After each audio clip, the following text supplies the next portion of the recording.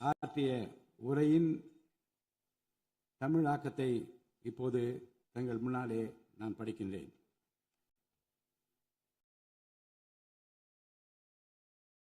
மாண்புமிகு சட்டமன்ற பேரவை உறுப்பினர்களே, வணக்கம். மக்களே நாட்டின் உண்மையான எஜமானர்கள் என்றார் பேரறிஞர் அண்ணா. அண்மையில் நடந்து முடிந்த தமிழ்நாடு சட்டமன்ற தேர்தலில் தமிழ்நாட்டின் எஜமானர்களால் தேர்ந்தெடுக்கப்பட்டு 17வது தமிழ்நாடு சட்டமன்ற பேரவையின் முதல் கூட்டத்தொடரில் இங்கே அமர்ந்திருக்கும் சட்டமன்ற உறுப்பினர்களுக்கு எனது நல்வாழ்த்துக்களை முதற்கண் தெரிவித்துக் கொள்கிறேன்.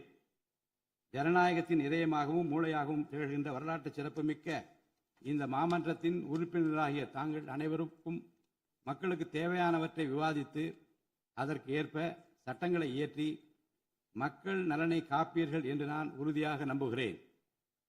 சமத்துவம், சுதந்திரம் மற்றும் சகோதரத்துவம் ஆகிய மூன்றும் ஒன்றிணைந்ததே உண்மையான ஜனநாயகம் என்றார் அண்ணல் டாக்டர் அம்பேத்கர் அவர்கள்.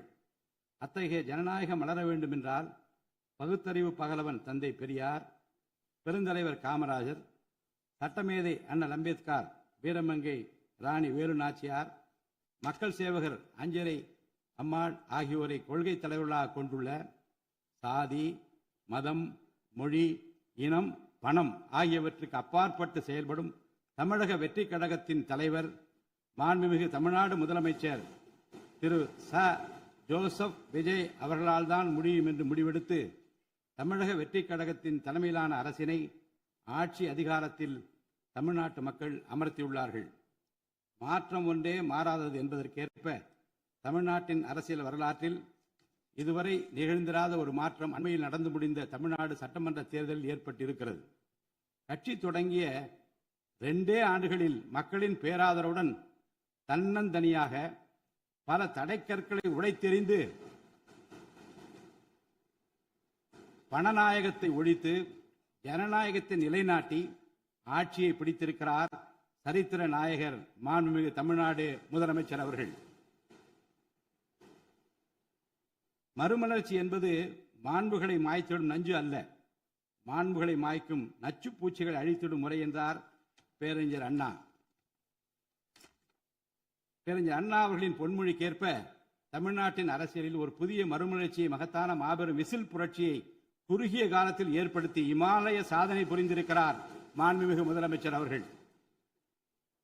இந்திய நாடு சுதந்திரமடைந்த பிறகு தமிழ்நாட்டின் அரசியலில் 1967ஆம் ஆண்டு பேரறிஞர் அண்ணா அவர்களும் 1977ஆம் ஆண்டு புரட்சித் தலைவர் எம்ஜிஆர் அவர்களும் மாபெரும் புரட்சியை ஏற்படுத்தினார்கள்.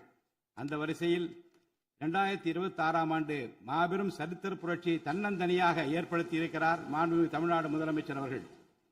மாநில உரிமை, பெண்கள் நலன் மற்றும் பாதுகாப்பு, சமூக நீதி, சம வாய்ப்பு, மாற்றுத்திறனாளிகள், விவசாயிகள், மீனவர்கள், நெசவாளர்கள், தொழிலாளர்கள், திருநர் மற்றும் சிறுபான்மையினர் ஆகியோரின் நலன், கல்வி, மருத்துவம் மற்றும் சுகாதாரம், உரிய பிரதிநிதித்துவம் என அனைவரையும் உள்ளடக்கிய ஆட்சி என்ற கொள்கையை அடிப்படையாக கொண்டு சட்டங்களை இயற்றும் அரசாக, திட்டங்களை தீட்டும் அரசாக, 7.5 கோடி தமிழ்நாட்டு மக்களுக்கான அரசாக இந்த அரசு விளங்கும். தமிழக வெற்றி கழகத்தின் கொள்கை தலைவர்களாக திகழும் பகுத்தறிவு பகலவன் தந்தை பெரியார், பெருந்தலைவர் காமராஜர், சட்டமேதை அண்ணல் அம்பேத்கர், ராணி வேலு நாச்சியார், மக்கள் சேவகர் அஞ்சலை அம்மாள் ஆகியோர் இன்று நம்முடன் இல்லை என்றாலும் அவர்கள் வகுத்து தந்த கொள்கைகளை கட்டிக்காத்து பேரறிஞர் அண்ணா மற்றும் புரட்சித் தலைவர் எம்ஜிஆர் அவர்களது வழியில் ஜனநாயகத்தின் மேன்மையை மேம்படுத்த தேவையான அனைத்து நடவடிக்கைகளையும் இந்த அரசு நடைமுறைப்படுத்தும். கூட்டணி ஆட்சி தத்துவத்தின் இலக்கணமாக திகழும் இந்த அரசு கடந்த 74 ஆண்டு காலமாக தமிழ்நாட்டின் அரசியல் வரலாற்றில் கண்டிராத ஆட்சியிலும் பங்கு, அதிகாரத்திலும் பங்கு என்பதை செய்து காட்டியுள்ளது.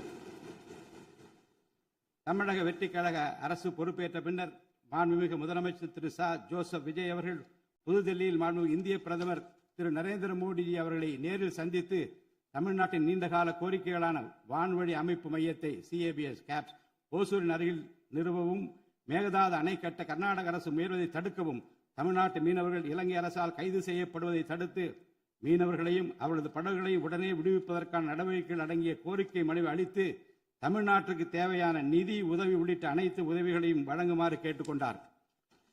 மேலும் ஒன்றிய அரசிடம் மாண்புமிகு முதலமைச்சர் அவர்கள் தமிழ்நாட்டிற்கு தேவையான நெடுஞ்சாலை மற்றும் உட்கட்டமைப்பு மேம்பாட்டிற்கான நிதி ஒதுக்கீடு, தேசிய முக்கியத்துவம் வாய்ந்த கல்வி நிறுவனங்களை தமிழ்நாட்டில் நிறுவுதல் மற்றும் ஓசூர், கோயம்புத்தூர் மற்றும் மதுரை நகரங்களுக்கு தேவையான மெட்ரோ ரயில் திட்டங்களுக்கு நிர்வாக ஒப்புதல் வழங்குதல் குறித்து கோரினார். நிதி ஆயோக்கின் 11வது ஆட்சி மன்ற குழு கூட்டத்தில் கலந்து கொண்ட மாண்புமிகு முதலமைச்சர் அவர்கள் இக்கோரிக்கைகளை நிறைவேற்ற மீண்டும் ஒருமுறை ஒன்றிய அரசிடம் வலியுறுத்தினார். இந்த கோரிக்கைகளை கனிவுடன் பரிசீலித்து ஒன்றிய அரசு தமிழ்நாட்டிற்கு தேவையான உதவிகளை செய்யும் என்று எதிர்பார்க்கப்படுகிறது. ஒன்றிய அரசுக்கு தமிழ்நாட்டு மக்கள் செலுத்தும் வரியிலிருந்து தமிழ்நாட்டிற்கு சேர வேண்டிய உரிய நிதி பகிர்வினை கோருவதற்கு தமிழ்நாடு சட்டமன்றத்தில் தீர்மானம் இயற்றப்படும். அவ்வாறு தீர்மானம் நிறைவேற்றுவதோடு நின்றுவிடாமல் உச்சநீதிமன்றம் வரை சென்று நிதி பகிர்வினை சட்ட ரீதியாக பெறுவதற்காக சட்ட வல்லுநர்கள் அடங்கிய சிறப்பு குழு அமைக்கப்படும். தமிழ்நாட்டிற்கு வரவேண்டிய ஒவ்வொரு ரூபாய் வருவாயும் முறையாக ஆவணப்படுத்தப்பட்டு தமிழ்நாட்டிற்கான நிதி பகிர்வில் ஒன்றிய அரசின் பாரபட்சமான அணுகுமுறை அறிக்கையாக வெளியிடப்படும். மேலும் தமிழ்நாட்டிற்குரிய நியாயமான நிதி பகிர்வை ஒன்றிய அரசிடமிருந்து பெறுவது உறுதி செய்யப்படும். தமிழ்நாட்டின் நலனை பாதுகாப்பதற்கும் மாநில உரிமைகளுக்காக போராடுவதற்கும் மாநிலங்களுக்கு தேவையான நலத்திட்டங்களை நிறைவேற்றுவதற்கும் புதிய கட்டமைப்புகளை உருவாக்குவதற்கும் ஒன்றிய அரசை தொடர்ந்து வலியுறுத்தி பெரும் முனைப்புடன் இந்த அரசு செயல்படும். கடந்த சில ஆண்டுகளில் தமிழ்நாட்டின் நிதி நிலைமை மிக மோசமான சீர்கேட்டை சந்தித்துள்ளது. மாண்புமிகு முதலமைச்சர் அவர்கள் பதவியேற்ற பிறகு ஆற்றிய தனது முதல் உரையில் உறுதியளித்தபடி கடந்த கால அரசின் தவறான நிதி நிர்வாகத்தின் மறைக்கப்பட்ட உண்மை நிலையை வெளிக்கொணரும் வகையில் தமிழ்நாட்டின் நிதி நிலை குறித்த வெள்ளை அறிக்கையை இந்த அரசு வெளியிட்டுள்ளது. கடந்த 5 ஆண்டுகளில் மட்டும் கடனின் அளவு ஏறத்தாழ 2 மடங்காக உயர்ந்தது. 10 லட்சம் கோடி ரூபாய் என்ற அளவை எட்டியுள்ளது. இது தற்போது மாநில மொத்த உள்நாட்டு உற்பத்தி மதிப்பில் ஜிஎஸ்டிபி 28.3% உள்ளது. இதன் காரணமாக தமிழ்நாட்டில் வாழும் ஒவ்வொரு தனி நபர் மீதும் 1 லட்சம் ரூபாய்க்கும் அதிகமான கடன் சுமை உள்ளது. 2024-25 நிதியாண்டில் 48,840 கோடி ரூபாயாக இருந்த மாநிலத்தின் வருவாய் பற்றாக்குறை 2025-26 நிதியாண்டில் 78,324 கோடி ரூபாயாக ஒரே ஆண்டில் உயர்ந்து மாநில மொத்த உள்நாட்டு உற்பத்தி மதிப்பில் ஜிஎஸ்டிபி 2.2% உள்ளது. மொத்த வருவாய் வரவுகளில் கிட்டத்தட்ட 23% வட்டி செலுத்துவதற்கே செலவிடப்படுகிறது. வருவாய் இழப்புகள் மற்றும் வரி வசூல் துறைகளில் நிலவும் திட்டமிட்ட ஊழல் காரணமாக 2021-22 நிதியாண்டில் மாநில மொத்த உள்நாட்டு உற்பத்தி மதிப்பில் 5.93% இருந்த வரி வருவாய் 2025-26 நிதியாண்டில் 5.45% குறைந்துள்ளது. அரசுக்கு நியாயமாக சேர வேண்டிய திசை மாறி சென்ற வருவாயை முறையாக அரசின் கருவூலத்திற்கு கொண்டு வர இந்த அரசு ஏற்கனவே ஒருங்கிணைந்த நடவடிக்கைகளை தொடங்கியுள்ளது. இதுவரை தடமாறி சென்ற வருவாயை அரசின் கணக்குக்கு கொண்டு வரும் பொருட்டு மதுபான உற்பத்தியாளருக்கான கூடுதல் சிறப்பு கட்டணத்தை பிரிவிலேஜ் ஃபீ இந்த அரசு அண்மையில் விதித்துள்ளது. இதன் மூலம் அரசின் கருவூல கணக்கில் வரவு வராத வருவாய்கள் அனைத்தும் முழுமையாக முறைப்படுத்தப்படும். அரசின் அதிகாரப்பூர்வ கருவூல வருவாயாக நேரடியாக மாற்ற நடவடிக்கைகள் எடுக்கப்பட்டும் அரசிற்கு ஓர் ஆண்டிற்கு 1000 கோடி ரூபாய் வரை வரவு எதிர்பார்க்கப்படுகிறது. வருவாய் வரவுகளில் ஏற்படும் அனைத்து இழப்புகளையும் அதேபோல் அரசு பணிகள் மற்றும் இதர அரசு செலவினங்களில் ஏற்படும் இழப்புகளையும் தடுத்து நிதி நிலையை மீண்டும் சீரான பாதைக்கு கொண்டு வர இந்த அரசு அனைத்து நடவடிக்கைகளையும் மேற்கொண்டு வருகிறது. இதன் மூலம் தமிழ்நாட்டு மக்களுக்கு அளித்த வாக்குறுதிகளை இந்த அரசு முழுமையாக நிறைவேற்றும். மிகவும் சவாலான நிதி நெருக்கடியினை தமிழ்நாடு அரசு சந்தித்து வரும் வேளையிலும் மக்களுக்கு அளித்த வாக்குறுதிகளை நிறைவேற்றும் முனைப்புடன் இந்த அரசு ஆட்சி பொறுப்பேற்றவுடன் மாண்புமிகு முதலமைச்சர் அவர்கள் முதல் 3 உத்தரவுகளாக நுகர்வோரின் மின் கட்டணத்தினை குறைத்திடும் விதமாக அரசிற்கு ஏற்படக்கூடிய 1730 கோடி ரூபாய் செலவில் 2 மாதங்களுக்கு 500 யூனிட் வரை பயன்படுத்தும் வீடுகளுக்கு 200 யூனிட் இலவச மின்சாரம் வழங்கவும், மாநிலத்தின் அனைத்து மாவட்டங்களிலும் போதைப் பொருள் தடுப்பு சிறப்பு படையினை உருவாக்கவும் மற்றும் பெண்கள் மற்றும் குழந்தைகளின் பாதுகாப்பிற்காக சிங்கப்பெண் சிறப்பு அதிரடி படையினை ஏற்படுத்தவும் ஆணையிட்டுள்ளார். பொது அமைதியை பேணி காப்பது, சட்டத்தின் ஆட்சியை நிலைநிறுத்துவது மற்றும் பெண்களுக்கு எதிரான குற்றங்களை இரும்பு கரம் கொண்டு ஒடுக்கி மகளிர் மற்றும் குழந்தைகளை பாதுகாப்பான சூழ்நிலை உருவாக்குவது இந்த அரசின் முதன்மையான லட்சியமாகும்.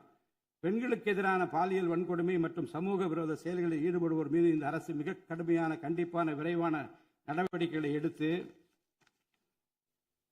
உரிய சட்ட பிரிவுகளின் கீழ் அதிகபட்ச தண்டனை பெற்றுத்தரும். பெண்கள் மற்றும் குழந்தைகளின் பாதுகாப்பினை உறுதி செய்யும் பொருட்டு உருவாக்கப்பட்ட சிங்கப்பெண் சிறப்பு அதிரடிப்படை 2545 புதிய பணியிடங்களுடன் 319 புதிய 4 சக்கர ரோந்து வாகனங்கள், 101 இருசக்கர வாகனங்கள் மற்றும் ட்ரோன்களுடன் 354 கோடி ரூபாய் நிதி ஒதுக்கீட்டில் இப்பணியினை மிக சிறப்பாக செய்து முடிக்கும். கடந்த சில ஆண்டுகளாக தமிழ்நாட்டில் போதைப்பொருள் கலாச்சாரம் வேரூன்றியுள்ளது. இதனை கட்டுப்படுத்த முந்தைய அரசு ஆக்கப்பூர்வமான நடவடிக்கைகள் எதையும் எடுக்கவில்லை. தமிழ்நாட்டின் சட்டம் ஒழுங்கு சீர்கேட்டிற்கு முதற் காரணம் மாநிலத்தின் பரவலாக கிடைக்கும் போதைப்பொருள் பழக்கம்தான்.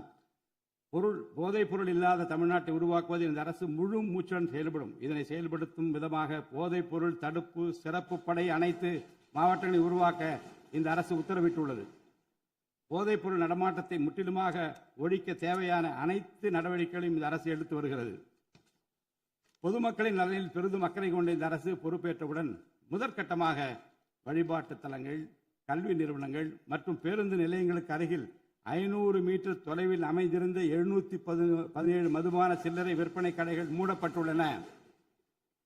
கள்ளச்சாராய நடமாட்டம் மற்றும் சட்டவிரோத மது விற்பனையை முற்றிலும் ஒழிப்பதற்கும் இத்துறையில் முழுமையான கண்காணிப்பை ஏற்படுத்துவதற்கும் தேவையான கடுமையான விதிமுறைகள் உருவாக்கப்பட்டு நடைமுறைப்படுத்தப்படும். இதன் மூலமாக ஆயத்தீர்வை வசூல் மற்றும் மதுபான விநியோகத்தில் உள்ள முறைகேடுகள் தடுக்கப்பட்டு மாநிலத்தின் சமூக பொருளாதார சூழல் நல்வழிப்படுத்தப்படும்.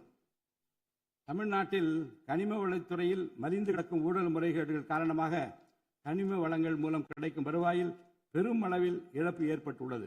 மாநிலத்தில் உள்ள கனிம வளங்களை திறம்படவும் சுற்றுச்சூழலுக்கு உகந்த வகையில் நீடித்த காலத்திற்கு பயன்படுத்துவதையும் இந்த அரசு உறுதி செய்யும். அரசின் கருவூலத்திற்கு வரவேண்டிய வருவாய் வேறு வழிகளில் திசை மாறி செல்வதை தடுத்து அது முறையாக வந்து சேருவதை உறுதி செய்வதற்காக முறையான ஒழுங்குமுறை மற்றும் அமலாக்கத்தின் மூலம் திட்டமிட்ட சட்டவிரோத கனிம தொழிலும் வரி ஏய்ப்பும் இரும்பு கரம் கொண்டு ஒடுக்கப்படுகின்றன. இந்த முயற்சிகளின் வாயிலாக கனிமங்கள் மூலமாக கிடைக்கும் வருவாயை இரட்டிப்பாக்க அரசு தீவிரமாக முயன்று வருகிறது.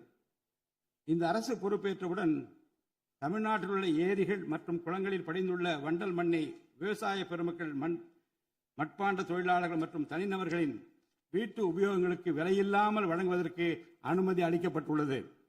இதன் மூலம் நீர்நிலைகளின் கொள்ளளவு அதிகரிப்பதற்கு வழிவகை ஏற்படுவதுடன் மழைநீர் மற்றும் நிலத்தடி நீர் சேமிப்பிற்கும் உதவிகரமாக இருக்கும். இத்திட்டமானது மண் வளத்தை மேம்படுத்தி அதன் மூலம் வேளாண் உற்பத்தி திறனையும் அதிகரிக்கும். இத்திட்டத்தின் கீழ் தற்போது வரை 18,274 ஏரிகள் மற்றும் குளங்கள் அறிவிக்கை செய்யப்பட்டுள்ளன. வேளாண் பெருமக்களுக்கு உதவும் வகையில் கூட்டுறவு சங்கங்களின் மூலம் 75,000 ரூபாய் வரை பயிர்க்கடன் பெற்ற விவசாயிகளுக்கு 100% முழுமையாக பயிர்க்கடன் தள்ளுபடி செய்தும், மற்ற விவசாயிகளுக்கு 35,000 ரூபாய் பயிர்க்கடன் தள்ளுபடி செய்தும் மாண்புமிகு தமிழ்நாடு முதலமைச்சர் உத்தரவிட்டுள்ளார். இதன் மூலம் 14.43 லட்சம் விவசாயிகள் பயனடைவர். இதனால் சுமார் 6,000 கோடி ரூபாய் அரசிற்கு கூடுதல் செலவினம் ஏற்படும். வேளாண் துறையை மறுமலர்ச்சி அடைய செய்வதும் வேளாண் பெருமக்களின் வாழ்வாதாரத்தை மேம்படுத்துவதுமே இந்த அரசின் முதன்மையான கொள்கையாகும். விவசாயிகளுக்கு வழங்கப்படும் உடனடி நிதி உதவிகள் மற்றும் கடன் தள்ளுபடிகள் மட்டுமின்றி முறையான நீர்ப்பாசன மேலாண்மை, நவீன விவசாய தொழில்நுட்பங்கள், குளிர்பதன கிடங்கு வசதிகளை மேம்படுத்துதல் மற்றும் விளைபொருட்களுக்கு உரிய லாபகரமான விலை கிடைப்பதை உறுதி செய்தல் போன்றவற்றின் மூலம் விவசாயிகளின் நலன்களை காக்கும் முதன்மை சக்தியாக இந்த அரசு செயல்படும். நிர்வாக அமைப்பில் மலிந்து கிடக்கும் ஊழலை வேரோடு அறுத்து நேர்மையான, வெளிப்படையான, தூய்மையான நிர்வாகத்தை மக்களுக்கு வழங்குவதில் இந்த அரசு உறுதியாக உள்ளது. இதற்கேற்ப அனைத்து துறை சார்ந்த கொள்முதல்கள் மற்றும் ஒப்பந்த புள்ளிகள் எவ்வித ஒளிவு மறைவுமின்றி கடுமையான கண்காணிப்பு வழிமுறைகளுக்கு உட்படுத்தப்படும். கடந்த காலங்களில் நிலவிய முறையற்ற நிதி பரிமாற்றங்களும் இடைத்தரகர்களின் தலையீடுகளும் முற்றிலுமாக ஒழிக்கப்படும். ஒவ்வொரு சமூகத்திற்கும் உரிய அளவிலான பிரதிநிதித்துவம் கிடைப்பதே உண்மையான சமூக நீதி என்பது இந்த அரசின் அடிப்படை கொள்கை.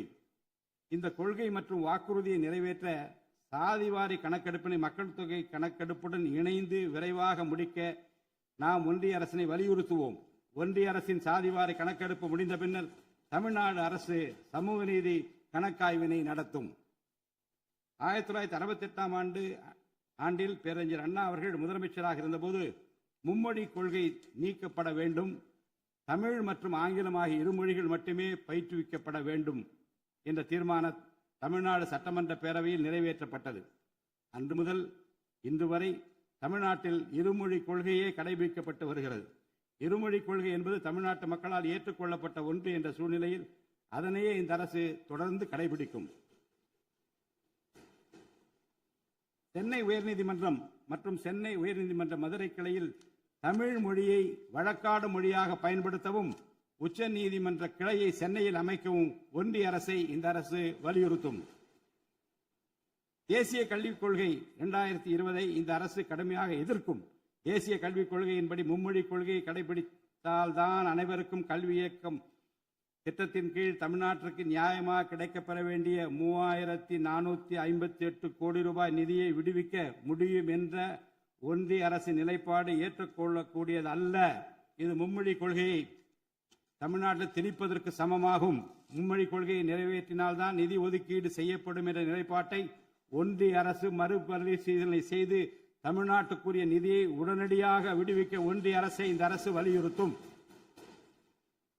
அரசியலமைப்பு சட்டத்தின் கீழ் கல்வியானது பொதுப்பட்டியலில் இருப்பதன் காரணமாக நீட் தேர்வு, தேசிய கல்விக் கொள்கை திணிப்பு, மும்மொழி கொள்கை போன்ற பிரச்சனைகள் ஏற்படுகின்றன. எனவே கல்வியை பொது பட்டியலில் இருந்து மாநில பட்டியலுக்கு மாற்ற தேவையான அனைத்து முயற்சிகளையும் இந்த அரசு மேற்கொள்ளும். உண்மையான கல்வி சீர்திருத்தம் என்பது கல்வி நிறுவனங்களின் தரத்தையும் அதன் கற்பித்தல் திறனையும் உயர்த்துவதிலே அடங்கியுள்ளது. இதற்கேற்ப மாநிலத்தின் பல்கலைக்கழகங்கள் மற்றும் உயர்கல்வி நிறுவனங்களில் நீண்ட காலமாக நிரப்பப்படாமல் உள்ள தேவையான உதவி பேராசிரியர் மற்றும் ஆசிரியர் காலி பணியிடங்களை தகுதி மற்றும் திறமையின் அடிப்படையில் வெளிப்படையான முறையில் நிரப்புவதற்கு இந்த அரசு போர்க்கால அடிப்படையில் நடவடிக்கை எடுக்கும். அது மட்டுமின்றி உயர்கல்வித்துறையில் பல்வேறு அடிப்படை சீர்திருத்தங்களை இந்த அரசு கொண்டு வரும். இதன் மூலம் உலகத்தரம் வாய்ந்த உயர்கல்வி தமிழ்நாடு மாணவர்களுக்கு கிடைக்கப்பெறும். தமிழ்நாட்டின் நெற்களஞ்சியமாக விளங்குவது காவிரி டெல்டா பகுதி. டெல்டா மாவட்டங்களின் பிரதான நீர் ஆதாரமான காவிரி நீரினையே டெல்டா பகுதி விவசாயிகள் நம்பியுள்ளனர். காவிரி நீரை பயன்படுத்துவதில் தமிழ்நாட்டிற்கு உள்ள உரிமை மிக பழமை வாய்ந்தது. நம்முடைய உரிமையை உச்சநீதிமன்றத்தில் நிலைநாட்டிய பின்பும் காவிரி நீரை பெறுவதற்கு ஒவ்வொரு ஆண்டும் போராட வேண்டிய நிலை இருக்கிறது. உரிய நீருக்கு பதிலாக உபரி நீர்தான் தமிழ்நாட்டிற்கு கர்நாடக அரசால் வழங்கப்படுகிறது. இந்த நிலையில் மேகதாது திட்டத்தை செயல்படுத்த கர்நாடக அரசு முயன்று வருகிறது. இந்த திட்டம் செயல்படுத்தப்பட்டால் விவசாயிகளின் வாழ்வாதாரம் பாதிக்கப்படுவதுடன் வேளாண் உற்பத்தியும் கடுமையாக பாதிப்படையும். இதனை தடுத்து நிறுத்தவும் தமிழ்நாட்டிற்கு நீரை உரிய காலத்தில் பெற்றுத்தரவும் தேவையான சட்ட நடவடிக்கைகளை இந்த அரசு எடுத்து வருகிறது. தமிழ்நாட்டு மீனவர்கள் தங்களின் வாழ்வாதாரம் மற்றும் பொருளாதார பாதுகாப்பை பாதிக்கும் பல்வேறு சவால்களை தொடர்ந்து எதிர்கொண்டு வருகின்றனர். பருவமழை, புயல் மற்றும் பிற இயற்கை பேரிடர்களால் ஏற்படும் பாதிப்புகளுக்கு அப்பாற்பட்டு பாக் வளைகுடா பகுதியில் தங்களின் பாரம்பரிய மீன்பிடி பகுதிகளில் மீன்பிடி தொழிலில் ஈடுபடும் மீனவர்கள் அடிக்கடி கடுமையான துன்பங்களை அனுபவித்து வருகின்றனர். அவர்கள் இலங்கை கடற்படை அதிகாரிகளால் கைது செய்யப்படுவதும் அவருடைய மீன்பிடி படகுகள் பறிமுதல் செய்யப்பட்டு நீண்ட காலம் பிடித்து வைக்கப்படுவதும் கணிசமான அளவில் அபராதங்கள் விதிக்கப்படுவதும் தொடர்ந்து நடைபெற்று வருகின்றன. இந்த நீண்டகால பிரச்சினைக்கு தீர்வு காண ஒன்றிய அரசு தொடர்ந்து வலியுறுத்தும். அதே நேரத்தில் மீனவர்களின் வாழ்வாதாரத்தையும் பொருளாதார நிலைத்தன்மையையும் வலுப்படுத்தும் பல்வேறு நடவடிக்கைகளையும் மேற்கொள்ளும். காலநிலை மாற்றத்தினை எதிர்கொள்வதிலும் தமிழ்நாட்டின் வனப்பரப்பு மற்றும் பசுமை பரப்பினை உயர்த்துவதிலும் சதுப்பு நில காடுகள், ஈரநிலங்கள், கடலோர பகுதிகள் என அனைத்து வகையான சூழலியல் முக்கியத்துவம் வாய்ந்த நிலப்பரப்புகளை பாதுகாப்பதிலும் இந்த அரசு உறுதியாக செயல்படும். நிலத்தடி நீர்மட்டத்தை உயர்த்தவும் மழை காலங்களில் வரும் நீரை சேமிக்கவும் ஏதுவாக ஏரிகள் மற்றும் குளங்கள் பராமரிப்பு திட்டம் ஒவ்வொரு ஆண்டும் செயல்படுத்தப்படும்.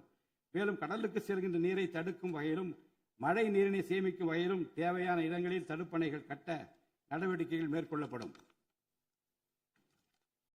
தென் மாவட்ட மக்களின் உயிர் நாடியாக விளங்குவது முல்லை பெரியாறு அணையாகும். முல்லை பெரியார் அணை நீர்மட்டத்தை 142 அடி வரை உயர்த்திக் கொள்ள உச்சநீதிமன்றம் 2014ஆம் ஆண்டு ஆணையிட்டதோடு அணையை வலுப்படுத்திய பின் அணையின் நீர்மட்டத்தை 152 அடி வரை உயர்த்திக் கொள்ளலாம் என்றும் அறிவுறுத்தியிருக்கிறது. ஆனால் அணையை வலுப்படுத்தும் பணிகளை மேற்கொள்ள தொடர்ந்து அனுமதி மறுத்து வரும் கேரள அரசானது அதற்கு மாறாக புதிய அணையை கட்ட வேண்டும் என்ற கோரிக்கையை தொடர்ந்து வலியுறுத்தி வருகிறது. கேரள அரசின் புதிய அணை கட்டும் முயற்சியை தடுக்கவும், முல்லை பெரியார் அணைப்பகுதியில் பழுதுபார்க்கும் பணிகளை மேற்கொள்ளவும், அணையின் நீர்மட்டத்தினை உயர்த்தவும் உறுதியான நடவடிக்கைகளை இந்த அரசு எடுக்கும். நதிநீர் இணைப்பு திட்டத்தை செயல்படுத்தும் விதமாக முதற்கட்டமாக தமிழ்நாட்டில் உள்ள நதிகளை இணைக்கவும், அதனைத் தொடர்ந்து ஒன்றிய அரசிடம் வலியுறுத்தி தென் மாநிலங்களில் உள்ள நதிகளை இணைக்கவும் இந்த அரசு தீவிரமாக முயற்சி மேற்கொள்ளும். கீழடி, ஆதிச்சநல்லூர், கொடுமணல், மயிலாடும்பாறை, சிவகலை, அழகன்குளம், அரிக்கமேடு, செல்வன்குப்பம் மற்றும் பூம்புகார் ஆகிய தலங்களில் தொடர்ந்து தொல்லியல் துறை ஆராய்ச்சி மேற்கொள்ளவும், கீழடி, ஆதிச்சநல்லூர் ஆகிய இரு தலங்களுக்கு யுனெஸ்கோவின் உலக பாரம்பரிய சின்னம் என்ற அங்கீகாரத்தை கிடைக்கவும், இத்தலங்களுக்கு பள்ளி மாணவர்களை கல்வி சுற்றுலா அழைத்துச் செல்லவும் இந்த அரசு வழிவகை செய்யும். மேலும் ஆதிச்சநல்லூர், கொடுமணல், கங்கை கொண்ட சோழபுரம் ஆகிய பண்பாட்டு தலங்களில் மிக மெய்மை மற்றும் மெய்நிகர் தோற்றம், ஆக்மெண்டட் ரியாலிட்டி, வர்ச்சுவல் ரியாலிட்டி ஆகிய தொழில்நுட்பங்களின் மூலம் சுற்றுலா பயணிகளுக்கு தமிழர் நாகரிகம் மீட்டுருவாக்கம் செய்யப்பட்டு அதன் அனுபவம் வழங்கப்படும். இவற்றுடன் இணைந்து மாநிலத்தின் இயற்கை வளங்களையும் சுற்றுச்சூழல் சமநிலையையும் பேணி காக்கும் வகையில் ஒரு விரிவான நிலையான சுற்றுலா கொள்கை, சஸ்டைனபிள் டூரிசம் பாலிசி வகுக்கப்படும். சுற்றுச்சூழல் பாதுகாப்போடு உட்கமைப்பை மேம்படுத்தி தமிழ்நாட்டை உலகளாவிய பாரம்பரிய மற்றும் சூழல்சார் சுற்றுலா தலமாக இந்த அரசு மாற்றும். வரும் 2036ஆம் ஆண்டிற்குள் தமிழ்நாட்டை $15 டிரில்லியன் பொருளாதாரம் கொண்ட மாநிலமாக உருவாக்கிட வேண்டும் என்ற முதலமைச்சர் அவர்களின் இலக்குடன் தொழில்கள் வளர வேண்டும், தொழிலாளர்கள் வாழ வேண்டும் என்ற கொள்கையில் இந்த அரசு உறுதியாக உள்ளது. தமிழ்நாட்டில் தொழில் வளர்ச்சியை மேம்படுத்தும் வகையில் தொழில் நிறுவனங்கள் தொடங்குவதற்கான நடைமுறைகள் எளிமைப்படுத்தப்படும். இதன்படி குறு, சிறு மற்றும் நடுத்தர தொழில்கள் தொடங்க தேவையான அனுமதியினை ஒற்றைச்சாளர முறையில் விரைவாக வழங்குவதற்கான நடவடிக்கைகளை இந்த அரசு எடுக்கும். இதன் மூலம் தமிழ்நாடு தொழில் வளர்ச்சி அடைவதோடு லட்சக்கணக்கான வேலை வாய்ப்புகள் உருவாக்கப்படும். மாநிலத்தின் பொருளாதார நிலைத்தன்மையையும் தொழில்துறை வளர்ச்சியையும் ஊக்குவிக்கும் நோக்குடன் முந்தைய தொழில் கொள்கைகளின் தொடர்ச்சியை பேணுவதோடு தற்கால மற்றும் வருங்கால தேவைகளை கருத்தில் கொண்டு ஒரு புதிய தொழில் கொள்கையை இந்த அரசு வகுத்து உள்நாட்டு மற்றும் உலகளாவிய நிறுவனங்கள் தமிழ்நாட்டில் தங்களது முதலீடுகளை மேற்கொள்வதற்கான சிறப்பு ஊக்கத்தொகை திட்டங்களை இந்த அரசு செயல்படுத்தும். அனைத்து துறைகளுக்கும் பொருந்தக்கூடிய வகையில் ஒற்றைச்சாளர முறை, சிங்கிள் விண்டோ சிஸ்டம் முழுமையான டிஜிட்டல் தளமாக மேம்படுத்தி எவ்வித நிர்வாக தாமதமுமின்றி அனைத்து அனுமதிகளையும் விரைந்து வழங்கி தொழில் தொடங்குவதை எளிதாக்கும். ஈஸ் ஆஃப் டூயிங் பிசினஸ் சூழலை இந்த அரசு மேம்படுத்தும். பன்னாட்டு நிறுவனங்களின் முதலீடுகளை ஈர்க்கும் வகையில் தமிழ்நாடு முதலீட்டாளர் ஊக்குவிப்பு ஆணையம் ஒன்று தலைமைச் செயலாளர் தலைமையில் ஏற்படுத்தப்படும். இந்த ஆணையத்தின் மூலம் 200 கோடி ரூபாய்க்கும் அதிகமாக முதலீடு செய்யும் நிறுவனங்கள் அல்லது 5000 பேருக்கு வேலைவாய்ப்பு வழங்கும் நிறுவனங்களுக்கு விரைந்து தொழில் தொடங்க அனுமதி அளிக்க நடவடிக்கை எடுக்கப்படும். வறுமையில்லா தமிழ்நாட்டை உருவாக்குவது இந்த அரசின் முதன்மையான குறிக்கோள். வறுமையை முற்றிலும் ஒழிக்கும் வகையில் தமிழ்நாட்டில் உள்ள ஏழை குடும்பங்கள் கண்டறியப்பட்டு அவர்களுக்கு அரசின் நலத்திட்டங்கள் சென்றடைவதை உறுதி செய்வதுடன் அவர்களின் வாழ்வாதாரத்தை மேம்படுத்தவும் அவர்கள் சுய தொழில் செய்வதற்கான வாய்ப்புகளையும் வசதிகளையும் இந்த அரசு ஏற்படுத்தி தரும். இந்தியாவில் நகரமயமாதல் முன்னோடிய மாநிலமாக தமிழ்நாடு விளங்குகிறது. வரும் 2031ஆம் ஆண்டிற்குள் நகர்ப்புற சிறப்பிற்கான இந்தியாவின் முன்மாதிரி மாநிலமாக தமிழ்நாடு திகழும். தமிழ்நாட்டில் உள்ள ஒவ்வொரு மாநகராட்சி, நகராட்சி மற்றும் பேரூராட்சியும் தங்களது குடிமக்களுக்கு உயர்தர வாழ்க்கையை உறுதி செய்யும் வகையில் தூய்மையான குடிநீர் விநியோகம், நவீன நகர்ப்புற கட்டமைப்பு, பசுமையான மற்றும் தூய்மையான சூழல், டிஜிட்டல் நிர்வாகம் மற்றும் நிலையான பொருளாதார வாய்ப்புகளை அடுத்த 5 ஆண்டுகளில் வழங்கும். அரசு துறைகளில் உள்ள காலி பணியிடங்களை நிரப்ப குறித்த நேரத்தில் எவ்வித ஒளிவு மறைவுமின்றி தேர்வாணையங்கள் மூலம் தேர்வுகள் நடத்தப்பட்டு முறைப்படி காலி பணியிடங்கள் நிரப்பப்படும். இதன் மூலம் ஆயிரக்கணக்கான இளைஞர்களின் அரசு பணி கனவு மெய்ப்படும். செயற்கை நுண்ணறிவிற்கு தனி கவனம் செலுத்த வேண்டியதன் அவசியத்தை கருத்தில் கொண்டு இந்த அரசு தகவல் தொழில்நுட்பவியல் மற்றும் டிஜிட்டல் சேவைகள் துறையின் வரம்பை செயற்கை நுண்ணறிவையும் உள்ளடக்கும் வகையில் விரிவுபடுத்தியுள்ளது. அரசு துறைகளின் செயல்திறனை மேம்படுத்தவும் பொதுமக்களுக்கு சிறந்த மின் ஆளுமை கவர்னன்ஸ் சேவைகளை வழங்கவும் இத்துறை செயற்கை நுண்ணறிவு கருவிகளை பயன்படுத்த துணை புரியும். தமிழ்நாடு அரசு சமூக நீதியை காப்பதில் உறுதியுடன் இருந்து தமிழ்நாட்டின் 69% இடஒதுக்கீட்டை பாதுகாப்பதற்கான அனைத்து முயற்சிகளை மேற்கொண்டு வருகிறது. மேலும் சிறுபான்மையினரின் அரணாக திகழும் அரசு சிறுபான்மையினரின் முன்னேற்றத்திற்கும் அவர்களின் உரிமைகளை நிலைநாட்டவும் என்றும் உறுதுணையாக இருக்கும். இந்த அரசு ஒரு உண்மையான மதசார்பற்ற சமூக நீதி அரசாக திகழும் என்பதில் எனக்கு ஐயமில்லை. ஆதி திராவிடர் மற்றும் பழங்குடியினருக்கான உயர்தர பள்ளிக் கல்வி, உலகின் தலைசிறந்த பல்கலைக்கழகங்கள் உயர்கல்வி, வேலைவாய்ப்பு மற்றும் சுய தொழில் வாய்ப்புகள், வீடு மற்றும் உட்கட்டமைப்பு வசதிகள், திறன் மேம்பாடு, பொருளாதார மற்றும் வாழ்வாதார மேம்பாடு என அனைத்து வகையிலும் ஆதி திராவிடர் மற்றும் பழங்குடியின மக்களின் சமூக நீதியினை நிலைநாட்டும் அரசாக இந்த அரசு திகழும். மாற்றுத்திறனாளிகளின் நலனை பேணி பாதுகாக்க இந்த அரசு உறுதி பூண்டுள்ளது. மாற்றுத்திறனாளிகளின் உரிமைகள், சமத்துவம் மற்றும் சமூக பாதுகாப்பினை உறுதி செய்யும் முன்னணி மாநிலமாக தமிழ்நாடு அரசு திகழும். டிஜிட்டல் மற்றும் உட்கட்டமைப்பில் மாற்றுத்திறனாளிகளுக்கு சமமான அணுகல் வசதி ஏற்படுத்தி கொடுப்பது மட்டுமல்லாமல் சமூகத்தில் அவர்களின் முன்னேற்றத்திற்கு சிறப்பு கவனம் அளிக்கப்படும். மாற்றுத்திறனாளிகளுக்கான 4% இடஒதுக்கீட்டை முறையாக நடைமுறைப்படுத்தவும் இந்த அரசு நடவடிக்கை எடுக்கும்.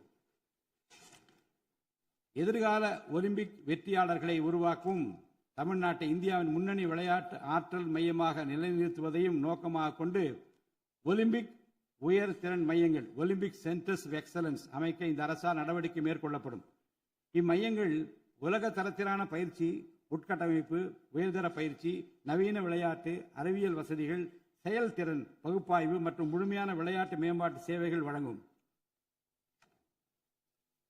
திருநர் கண்ணியத்துடன் வாழ வழி செய்யும் விதமாக அவர்களுக்கு திறன் மேம்பாட்டு பயிற்சி வழங்கவும், சுய உதவி குழுக்கள் அமைத்திடவும், வாழ்வாதார வாய்ப்புகள் மற்றும் வேலை வாய்ப்பு பெற்றிட துணை புரிந்தும் வீட்டு வசதிகளை உருவாக்கிடவும் இந்த அரசு உறுதுணையாக இருக்கும். நமது வரலாற்று சிறப்புமிக்க ஆன்மீக கோயில்களின் நிர்வாகத்தை மேம்படுத்தும் வகையில் இந்து சமய அறநிலையத்துறையில் கட்டமைப்பு சீர்திருத்தங்களை இந்த அரசு மேற்கொள்ளும். கோயில் சொத்துக்கள், நிலங்கள் மற்றும் அறக்கட்டளை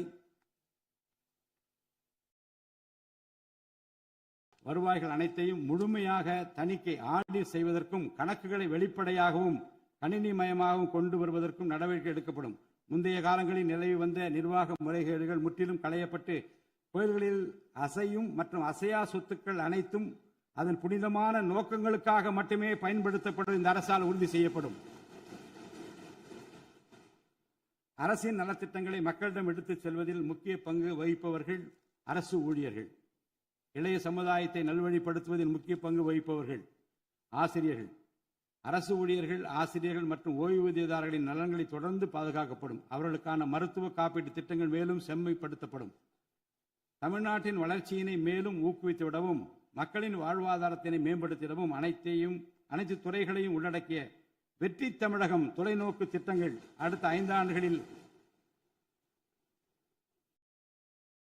இவ்வரசு செயல்படுத்தும். தமிழ் அடையாளம் மற்றும் பெருமை, கண்ணியமான வாழ்வு மற்றும் சமூக பாதுகாப்பு, மகளிர் நலன், இளைஞர் நலன், விவசாயிகள், விவசாய கூலி தொழிலாளர்கள் மற்றும் மீனவர் நலன், உலகத்தரம் வாய்ந்த கல்வி, வளமான தமிழ்நாடு, சிறந்த மருத்துவம் மற்றும் சுற்றுச்சூழல், உலகத்தரமான கட்டமைப்பு மற்றும் மக்கள் நல அரசு, நேர்மையான மற்றும் வெளிப்படையான நிர்வாகம் என 10 தூண்களை உள்ளடக்கிய வளர்ச்சி பாதையாக இது இருக்கும். எத்தனை தடைகள் வந்தாலும் அனைத்தையும் தகர்த்தெறிந்து ஊழலற்ற நேர்மையான நிர்வாகத்தை தந்து அதன் மூலம் பொருளாதார மறுமலர்ச்சியை ஏற்படுத்திட இந்த அரசு உறுதி பூண்டுள்ளது. அரசின் நலத்திட்டங்கள் அனைத்து பிரிவினரையும் சென்றடைய இந்த அரசு செயலாற்றும். இந்த அரசால் அறிவிக்கப்பட்ட வாக்குறுதிகள் அனைத்தும் மாநிலத்தின் நிதி நிலையை சீரமைத்து வருங்காலங்களில் ஒவ்வொன்றாக நிறைவேற்றப்படும். தமிழ்நாட்டு மக்கள் மிகுந்த எதிர்பார்ப்புக்கிடையில் படைபலம், பணபலம், அதிகார பலத்தை மீறி மாண்புமிகு முதலமைச்சர் திரு ஜோசப் விஜய் அவர்களின் தலைமையிலான இந்த அரசை தேர்ந்தெடுத்திருக்கிறார்கள். இம்மக்களின் எதிர்பார்ப்புகளை நிறைவேற்ற வேண்டியது இந்த அரசின் கடமை. இந்த கடமையை நிறைவேற்ற சட்டமன்ற உறுப்பினராகிய நீங்கள் எல்லாம் இந்த அரசுக்கு ஒத்துழைப்பு அளிப்பீர்கள் என்று நம்புகிறேன். இந்த மாமன்றத்தில் நடைபெறும் விவாதங்களில் கலந்து கொண்டு அரசுக்கு ஆக்கப்பூர்வமான ஆலோசனைகளை வழங்குவீர்கள் என்பது எனக்கு ஐயமில்லை. பிறப்புக்கும் எல்லா உயிர்க்கும் என்ற வள்ளுவரின் வாக்கிற்கு ஏற்றார் போல அனைவருக்குமான அரசாக, மக்களுக்கான அரசாக, வெறுப்பு வெறுப்பின்றி நேர்மையாக, வெளிப்படையாக, ஒளிவு மறைவின்றி இந்த அரசு செயல்படும்.